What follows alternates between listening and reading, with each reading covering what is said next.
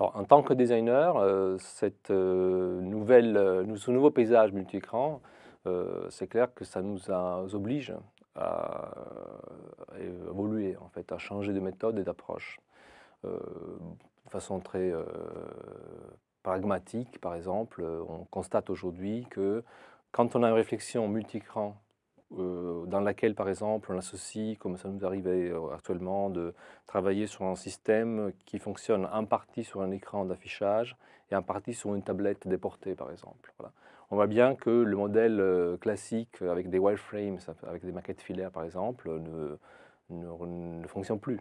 Représenter l'écran, ça ne suffit plus pour raconter l'histoire qu'on est en train de concevoir. Donc pour la valider, pour la stresser, pour la tester, etc.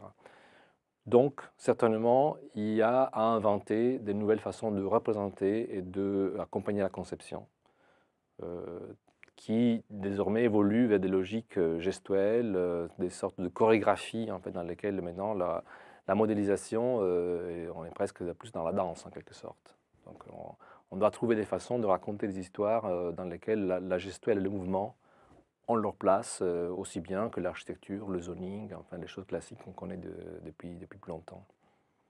Voilà, donc ça, et c'est intéressant aussi de voir qu'il n'y a pas aujourd'hui des designers qui sont formés à cela, parce que ces méthodologies n'existent pas encore. Et donc voilà, on les invente, on expérimente, voilà.